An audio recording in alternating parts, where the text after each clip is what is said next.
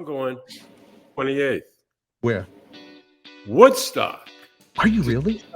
Bethel Woods is now Woodstock, and Lauren, he's playing, but also my fiance I'm taking, but also the woman who runs Bethel Woods is my friend for years.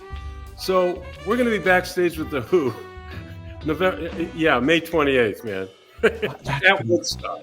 That's pretty cool. Is that cool? Come on. Come on. You can't beat that. Yeah, you're right. You got. There's no words. There's no words. There's no. I stutter enough, but that is legendary. The Who. Welcome back, everybody. I am Stefan, ADIKA, your YouTube sensation. That's right. Don't have alligator arms.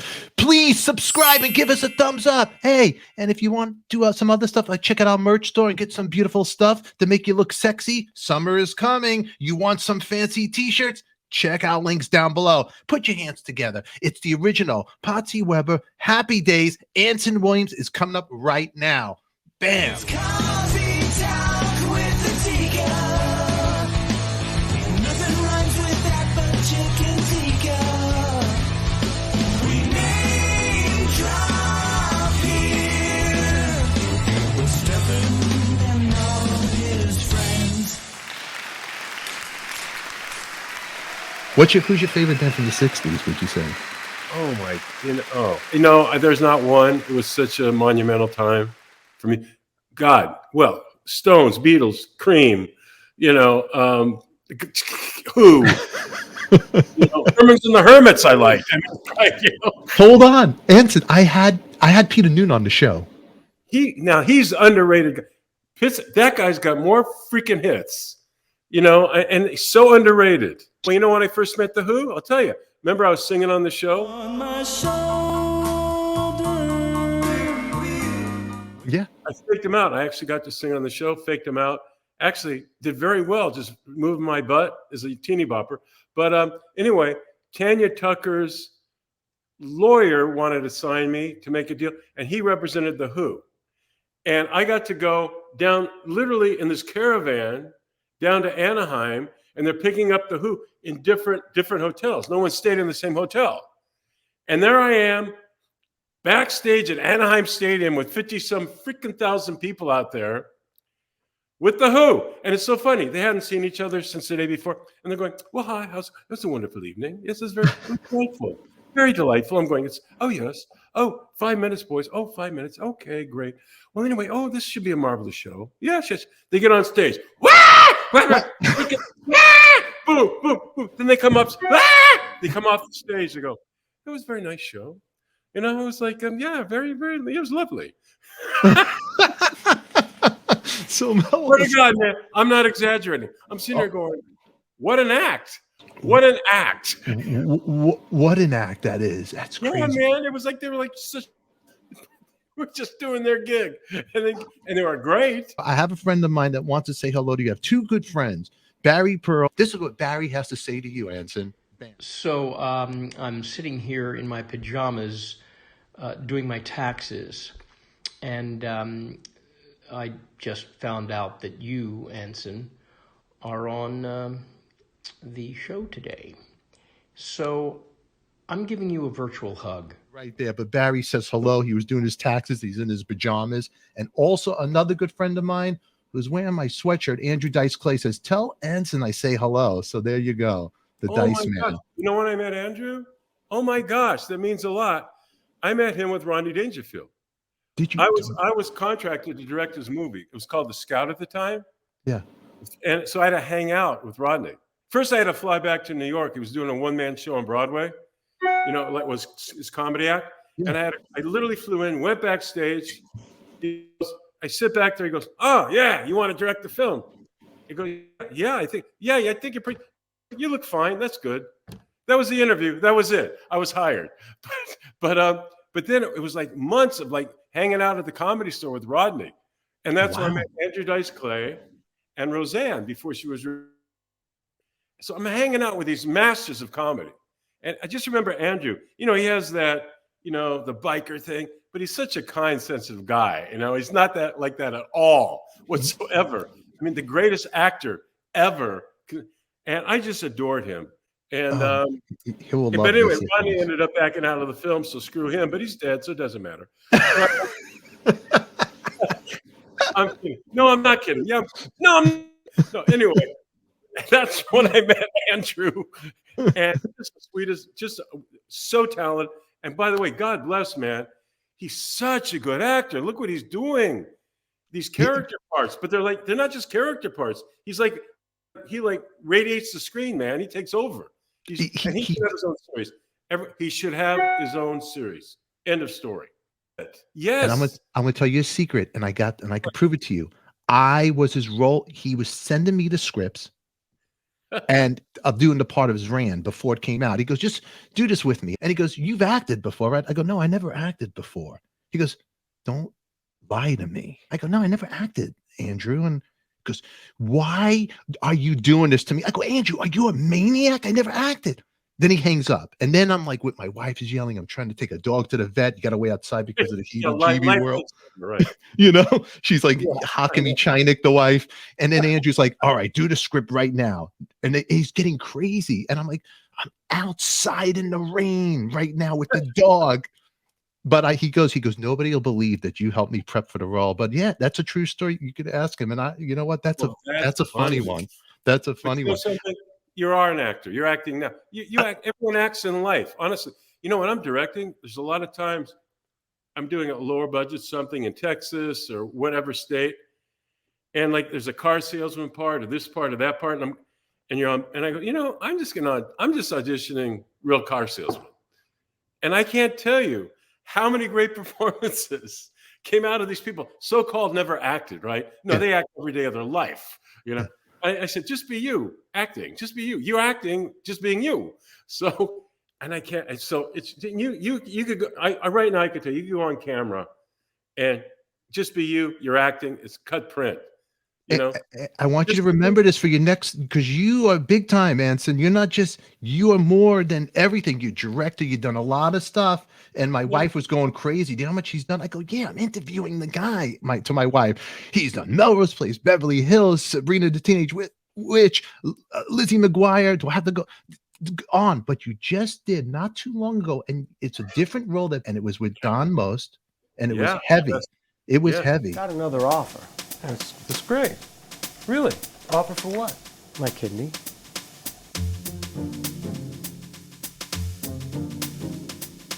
How did it come about?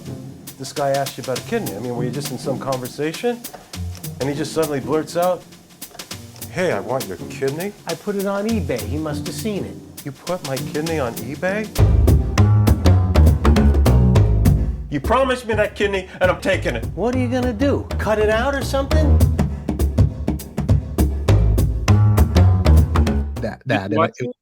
I did watch it because I had Don when I first started my show. I think I scared the guy and I tried to get him back. And please put the good word for me. When I first started this, it was like a Seinfeld show. I had no idea what I was doing. And poor Don never came. It's like the Amityville Horror. He never came back. But he was talking. I'll get him back for you. You'll get him back. Okay. Harvest Time. You're on dialysis. And he plays your brother, I believe, and you need a transplant, a kidney transplant, but it's heavy. And there you are. It's dark. Well, it's heavy, but it's also dark comedy. I mean, there's a real combination. There's a combination. Find the line with comedy, and it gets to reality too. Yeah. So and it's based, and it's a short film. It's a 30-minute movie, and I thought my whole reason for doing it, because I hadn't acted in years, man. I wasn't acting anymore. I'm just behind the camera directing, or I'm an entrepreneur, creating products. I didn't even think about acting anymore. But in order to get the financing, I had to act and direct. And the challenge was actually, we took literally a one-act play. Fred Stroppel's the writer. David Mamet's his mentor. So, I mean, he's this brilliant writer. And I went, oh my gosh. My whole idea was, okay, here's Donnie and myself playing Ralph and Potsie, right? You couldn't get more caricature, more iconic, like that's who you are, whatever, right? And I thought, I wonder if we could do, actually backtracking, Don is such a fabulous actor and so much more dimensional. And I wasn't even thinking of me, but I thought, it would be so cool if both of us could be together again with the same chemistry in a totally different dark arena, and we can and people will accept us. You know, the two of us, same chemistry, different parts, different tone. Will they accept us? And that was a challenge. And the second challenge was, you're right. The basic premise is, and it's kind of funny till it gets dark, is I'm on dialysis at my apartment, constantly in a chair, and in the film I don't move, and I need a new kidney to live. And my brother, who I thought loved me, was donating me his kidney, and it's almost harvest time, which means you harvest the kidney, you know, and save your brother's life. He comes in to tell me that he sold it on eBay. He'd have to find someone else. And I go, you sold my kidney? He goes, my kidney. And then we get into it. Then he goes, you know what you demeaned me, you degraded me growing up. You know, you weren't a brother, you tortured me, you know? And basically he wanted to like me understand how I treated him, which I didn't understand. So there's the film. And of course it ends up as Two Loving Brothers at the end, you know, and it was quite a challenge directorially because I didn't want it to look proscenium, like a stage play. You know, and it's so funny because I don't think people realize how hard it is to do something like that versus big effect film that looks big. I do those. You know, I've done the biggest effects series from Star Trek to Sequest to Hercules to Xena. But to make an intimate thing like that have movement and energy and intricacy and performance, it's a challenge. Much harder than having a team of 50, you know, putting together, you know, effects and you know, CGI effects, practical effects, whatever. So the whole idea was, so I thought, you know, the only way to make this thing, the only way to make this like really interesting is it's got to be voyeuristic. I got to have someone there. It's like someone is filming us like a home movie, like what's going on. So it's real time. The audience is right in our home, right there. And a whole big thing in directing, whatever, is that you never cross the line, because crossing the line jars you. You know, it's left to right, it's right to left, so it's real comfortable in terms of. But you start doing this, like it jumps, but it doesn't jump if you're true to it. Like real home movies, it doesn't jump when you look at it. It just. So I shot it that way, and it worked. Was this the pandemic? Did you do this? Film it right before or during the pandemic? When Actually, truthfully, it took a few years. We shot it before and then we needed money and everything to do all the posts. So we were posting during the pandemic. Oh, you know, we were in post production, so it didn't really bother us. Okay, you know? So you did it before, and then it was released during. Yes. Interesting. Yeah. And we thought, so you got to do another one. It was great. It really was. You know, I want to be a part of it now. That's it. I want to be a part of it. Quick, I had Don talk about it, his version, but I'm a huge, and we're talking rock and roll, I'm a huge Beatles fan, and I love John Lennon. And you got to meet Lennon on the set with Julian Lennon, and I think I might have a picture here to show the audience really quick with my production. And if it does pop up here, you got to share this wonderful story with everybody. Right here's this great shot. Right there, the cast, but you and Ron Howard are right next to Lennon. No kidding, man. Yes. Great. That's great. That's great. It's a bigger story, by the way. It's going to be too long, right, for this episode? No. The capper on the story 30-some years later. It was the first year of Happy Days, 1974. Hey, Fonz, you did it! Hands like a surgeon! Fonzie, listen, what do we owe you? What do you got? Oh, anything we have's yours. Are you sure you want that? He wants that.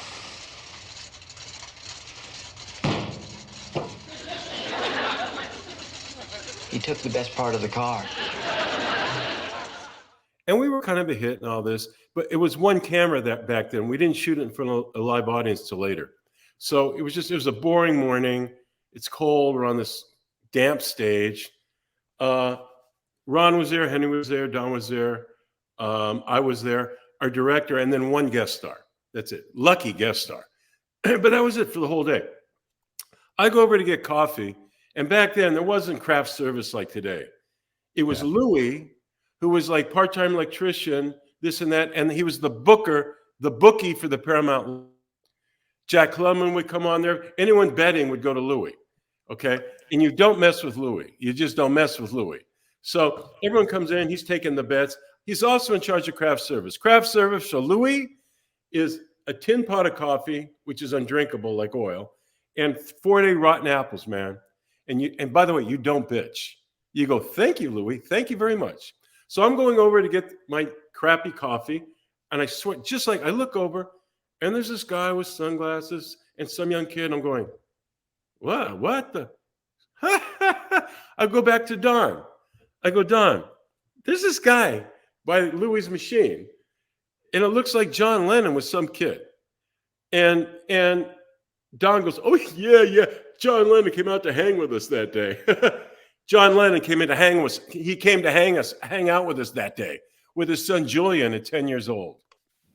And no one told us. No one freaking told. I mean, literally, actually, I think it was on some, they happened to come on and the Paramount brass didn't know it.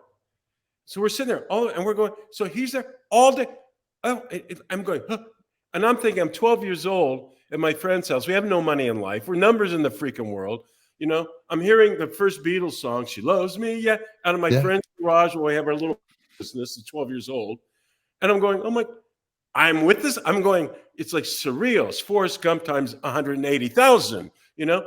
And he goes, oh, yes, you sing very well on Happy Days. I go, now I'm really intimidated. So there's John Lennon doing little caricatures for the crew, signing them. Not us. Oh, no, we're professionals. We don't ask for anything. They bought houses with their little caricatures.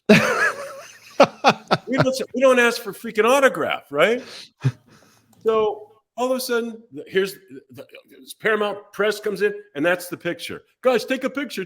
That's the picture, okay? That's it. He was a wonderful guy, incredibly. It was an amazing. He made us so comfortable. I was ending up calling him John. You know, it was just like one of us. Just wonderful. Okay, cut to decades later, man. Not that long ago. Sirius Radio, you know, in New York. And have you been to Sirius Radio? Where there's different rooms for different programs.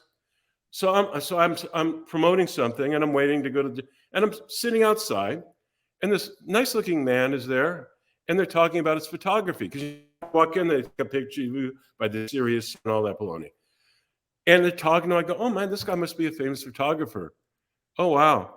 So I'm sitting there, all of a sudden I hear, excuse me, and it's this guy, and I go, yeah. He goes, do you mind if we take a selfie? I go, oh, a nice fan, fine. Go up there. He goes, you know, we did meet. What? The picture. It's one of my favorite days with my father, John Lennon. It was Julian Lennon at 50-some years old, remembering that day, had the same picture on his desk, you know, that he grew up with. And he went, and he goes, and there we are, boom, 40 years later, taking a selfie together. And he remembering that moment of his life with his father. Wow. True story, man. Wow, that's pretty full circle. That deep. And you touched him. That it's a memory for him of him, his dad with you guys. That's great. Remember, it was John Lennon's lost years. He was out here. With May Pang, yeah. That was the Harry Nielsen Wild Times. That is the day he remembered with his father. So it was more than just, it was like a very important moment for him with his dad. Yeah. On our set. And he remembered it, and he's asking me for a freaking selfie, right? And I'm like, all of a sudden I go, whoa. I said, only if you promise to send it to me. So he did. He did. That's, oh man, I got to see the picture of it. You know, it's almost, when you mentioned Forrest Gump, it's like your life is almost like that, because here you are in Happy Days, you're doing this, you got Lennon, who's a fan of what you're doing, and you're making him laugh. Picture him sitting with the TV, watching, laughing, loving it, loving the characters, which it was back then. It wasn't many channels too, so you had everybody watched, glued to Happy Days. Was one of the biggest 67 million people a week, 1/4 of America on Tuesday night, and the rest during the week in syndication. You know who else came on the set? Sextet and Hunt. All of a sudden we go, I love Happy Days. Ringo Starr and Keith Moon, man. walking on the set. 10 in the What was morning. that? What was that like with those two guys, Keith Moon They and were Ringo? so great. They stayed just a few minutes because they literally came out, there was a stage right across. It was Mae West's last movie called Sextet, Raquel Welch, and there's Ringo starring freaking Keith Moon on their set. And there's another great story I want to share to everybody out there, because you got to meet not only that legend, a fan. There's two people I'm huge, which never get to meet. Elvis Presley. Oh my! Now you want to talk? You talk about another four. Usually Elvis Presley, Las Vegas, meet him. Okay, my cousin had cerebral palsy, so I did a lot of benefits for CP around the country. They had these telethons back then. So there's a telethon in Monroe, Louisiana, and there was the Civic Center was on one side of the parking lot where the concerts and things, and this little television station was on the other side where the where the telethon was. Anyway, when you do something like this, you always get a volunteer that helps you around and everything. Just volunteer. And this wonderful lady and her son who had CP, they took me around, and they took me to my little hotel, and there was this big poster there, Elvis Presley. There was a concert the next night. Elvis, right? I go, oh my God. And her little son starts singing, well, bless my soul, which loves Elvis Presley. So anyway, I go, that's really cute. And she's very nice. So anyway, so the next day we're doing the telethon, and and then I have a big break. All of a sudden she comes, Anson. I go, with her son, would you like to meet Elvis? I go, what are you talking about? Meet Elvis? He goes, no. We were at this restaurant this afternoon, and his friend Red. And if you remember, his Red West, yes. He said, listen, Elvis would love to meet your son. Yeah. I go, what are you? I said, come on with us. We go across the stupid parking lot. We're in Louisiana, right? And we get there, and even back then, there was the old Continental out there, yeah, cars, guys with their little walkie-talkies. And he goes, oh yeah, well hang here. Elvis is going to come out the stage door here, and I'll meet your son. Right there, all of a sudden, boom! And this is a couple of years before he passed. He didn't look too good, but he comes out with this guy. Comes out. I'm going. It's Elvis. I'm going. And there he is in a parking lot. And he comes up and he bends down to this young boy, takes a scarf off, puts it around his neck, makes this kid feel like 10 feet freaking tall, right? And then he comes over to me. Anson, I love your show. Love you. Happy Days is really good. Love your show. He said, I saw you. You sang really good. You sang nice stuff. I go, what do you mean? Oh, yeah, I was in my dressing room watching the telethon. And I'm thinking, splish, splash, I was taken up, right? And he goes, I'm going, holy shit. It's like, I sit there. He made me feel so great. And he goes, and then it's just so funny because I was talking about, and I wrote a book about it, but a man he was an African-American functioning alcoholic, not that educated, prophet of a man, my janitorial boss in high school. I was janitor, and he loved Elvis Presley. He loved Elvis, and I was telling him about, and somehow we got into it. I said, this man changed my life. He loved you. He goes, he said, I had a Willie. He said, I had a Willie Turner. Wow. And I go, what are you telling me? He goes, well, I'm working, and you can look this up. I was working at this electronics company on the line, and I wanted to sing. I wanted to record this record. I didn't have a lot of confidence, and I'd sing on the line. And this guy, my Willie, said, "You're good. You should go. You're good. You're good. You should go record." He said, "That's when I made the record for my mother. Remember the first? Of course, yes, of course. You went to Sun Studios. Yeah. We're sharing the story of these two unknown heroes in our lives that motivated us to become who we are, that made us confident, that moved us forward. We had this conversation, man. And he goes, Anson, wonderful meeting you. Big hug. Went in his limousine, went in his Continental, and they drove him away, man.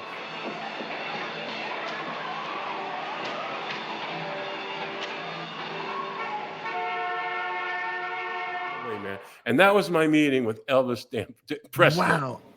You know what? Wow. People can say what they want about him.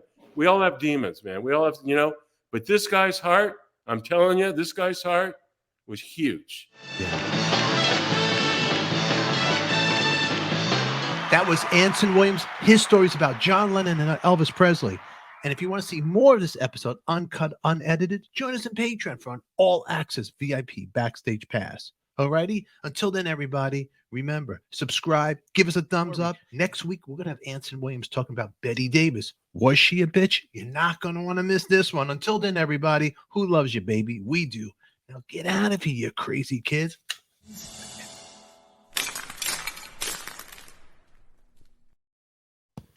You still here? What are you doing? Click on some other great episodes and check out our playlist. Check out the box right there. Alrighty? Now get out of here.